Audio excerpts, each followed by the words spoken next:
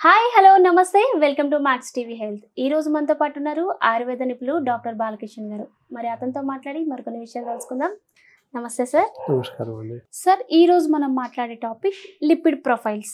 అసలు ఈ lipid profiles అంటే ఏంటి? అంటే బాడీలో చాలా కొలెస్ట్రాల్ అనేది పేరుకుపోతుంటుంది, దాన్నే లిపిడ్ ప్రొఫైల్స్ అంటారా? లేదా ఈ లిపిడ్ ప్రొఫైల్స్ ఏంటి, ఎటువంటి సిమ్టమ్స్ ఉంటాయి, లేకపోతే ఈ డిసీజ్ ఉందని మనం ఎలా ఐడెంటిఫై చేయాలి సార్? ఆ డిసీజ్ అని చెప్పడానికి అవకాశం లేదు, ఒక పదార్థం మాత్రమే. ఓకే. ఎలాగైతే మనం వంటలలో అన్ని పదార్థాలు చూస్తాం కదా, వంకాయ, బీరకాయ, సొరకాయ లాగా షుగరు, సోడియంస్ అంటే ఉప్పులు, ప్రోటీన్స్ అంటే ప్రోటీన్స్, ఇలా అన్ని రకాల ధాతువులు మన శరీరంలో ఉంటాయి.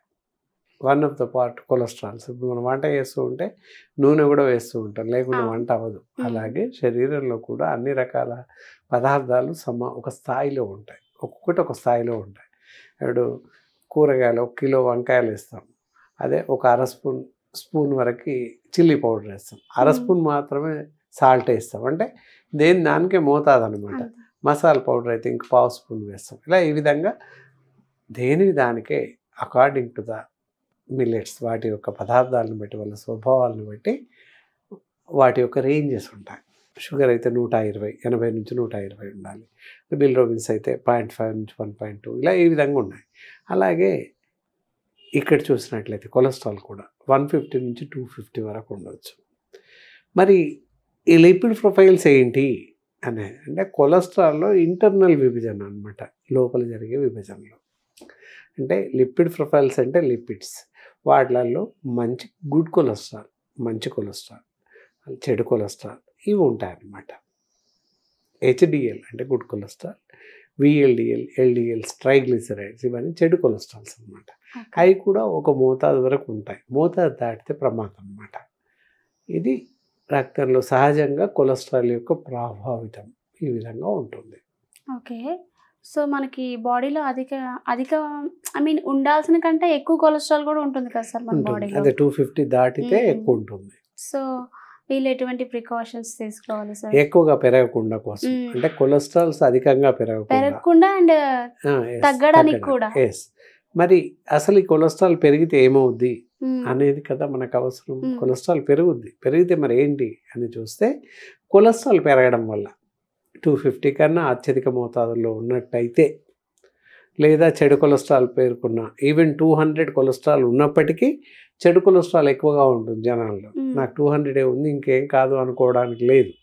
అందుకోసం లిపిడ్ ప్రొఫైల్ చేపిస్తాం. గుడ్ కొలెస్ట్రాల్ లెవెల్స్ ఎలా ఉన్నాయి, చెడు కొలెస్ట్రాల్స్ ఎలా ఉన్నాయి అనేది చూస్తాం. ఎప్పుడైతే చెడు కొలెస్ట్రాల్ స్థాయిలు పెరుగుతాయో అప్పుడు గుండె జబ్బులు రావడానికి అవకాశం ఉంది, స్థూలకాయం అంటే ఊబకాయం పెరగడానికి అవకాశం ఉంటుంది, అలాగే బీపీ పెరగడానికి అవకాశం ఉంది. ఇలా ఉన్న వాళ్ళలో బ్రెయిన్ స్ట్రోక్స్ రావడానికి అవకాశం ఉంది, పెరాలసిస్ రావడానికి అవకాశం ఉంది. ఇలాంటి జబ్బులన్నీ రావడానికి ప్రధాన కారణం ఫ్యాట్స్ అవుతున్నాయి. కాబట్టి మరి ఈ ఫ్యాట్స్ ఎందుకు పెరుగుతాయి అనేది ప్రశ్న కదా. మళ్ళీ ఎందుకు పెరుగుతాయి, చెడు కొలెస్ట్రాల్ ఎందుకు పెరుగుతుంది అని చూస్తే, మనం జీవిస్తున్నటువంటి జీవనశైలి అవ్వచ్చు, ఆహార నియమాలు అవ్వచ్చు, ఇవన్నీ ప్రధాన కారణాలు అవుతున్నాయి.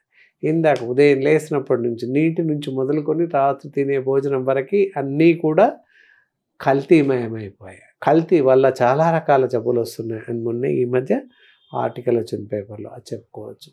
ప్రముఖంగా మూత్రపిండాల జబ్బులు, లంగ్స్ డిసీజెస్, హార్ట్ డిసీజెస్ వస్తున్నాయని చెప్పారు. అలాగే కల్తీ వల్ల చాలా రకాల జబ్బులు వస్తున్నాయి. అలాగే చెడు కొలెస్ట్రాల్ పేరుకుపోతుంది. ఈ కొలెస్ట్రాల్ తగ్గించడానికి అండ్ ఎక్కువ పెరిగే ఓవర్ కూడా ఉంటుంది కదా సార్. సో వాళ్ళు ఎటువంటి ఫుడ్స్ తీసుకోకూడదు సార్?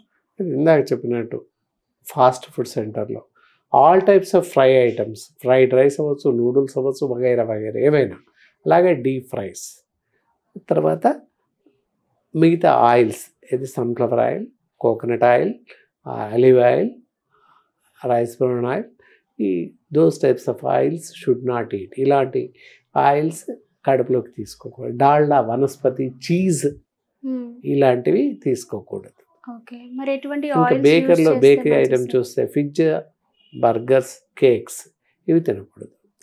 ఇంకా నాన్ వెజిటేరియన్ తినకూడదు. నాన్ వెజిటేరియన్లో మటన్, ఫ్రాన్స్ ఇలాంటివి తినకూడదు, ఎండు చేపలు. ఇంకా చికెన్, తర్వాత ఎగ్, ఫిష్ తినొచ్చు. ఓకే.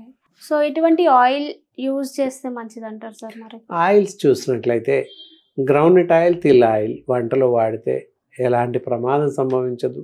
గుడ్ కొలెస్ట్రాల్ పెరుగుతుంది. అలాగే సైమల్టేనియస్గా బ్యాడ్ కొలెస్ట్రాల్ని తగ్గించేస్తుంది. ఓకే. కొలెస్ట్రాల్ మేనేజ్ అయ్యి లెవెల్గా ఉండేలాగా చూస్తుంది. ఓకే. 2 విధాల లాభపడతాం. ఇది గ్రౌండ్నట్ ఆయిల్ లేదా నువ్వుల నూనె, 2 రకాల నూనెలు ఏదైనా నిరభ్యంతరంగా వాడచ్చు. ఈ లిపిడ్ ప్రొఫైల్స్ ఉన్న వాళ్ళకి మన ఆయుర్వేదంలో ట్రీట్మెంట్ ఉంటుందా సార్? ఎస్. ముందు మనం చిట్కాల్లో చూసినట్లయితే, ఇంట్లో మనం తీసుకునే ఇంకా మంచి ఆహారం చూసినట్లయితే లిపిడ్ ప్రొఫైల్స్, బ్యాడ్ కొలెస్ట్రాల్ ఎవరికైతే పెరిగి ఉంటుందో అలాంటి వాళ్ళు ఏంటంటే రోజు ఒక 4-5 ఆల్మండ్స్, బాదాం పలుకులు అంటారు, రోజు ఒక 5 బాదాం పలుకులు తింటూ ఉండాలి. రోజు మార్నింగ్ రోజు ఒక 5 బాదాం పలుకులు మాత్రమే, ఇంకా వేరే అక్కర్లేదు. అందరూ అన్ని రకాల డ్రై ఫ్రూట్స్ తింటారు, అది అక్కర్లేదు. చెడు కొలెస్ట్రాల్ ఉన్న వాళ్ళు ఇవి మాత్రమే, బాదాం పలుకులు మాత్రమే తింటూ ఉండాలి. తింటూ ఉంటే శరీరంలో ఉన్నటువంటి చెడు కొలెస్ట్రాల్ కొంతవరకు తగ్గిపోయే అవకాశం ఉంది. సార్ ఈ బాదం కూడా నానబెట్టింది తినాలా? నానబెట్టింది తినొచ్చు, నార్మల్గా నానబెట్టి ప్రొద్దున చెక్కు తీసేసి తినొచ్చు, లేదా అలాగే తిన్నా ఏం ప్రాబ్లం ఉండదు. Same values, there is no differentiation between the values. అలా ఆ విధంగా రోజు ఒక 4-5 బాదం పలుకులు తింటూ ఉంటే సరిపోతుంది.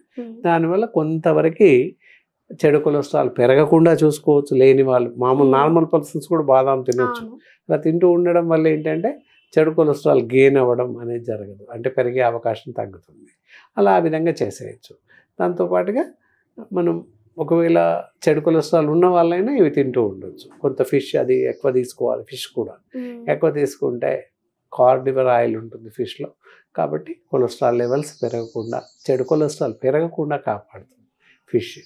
అలాగే అన్ని రకాల కూరగాయలు తినవచ్చు. ఏది బెండకాయలు అవ్వచ్చు, వంకాయలు అవ్వచ్చు, బీరకాయలు అవ్వచ్చు. Each and every vegetable can be eat.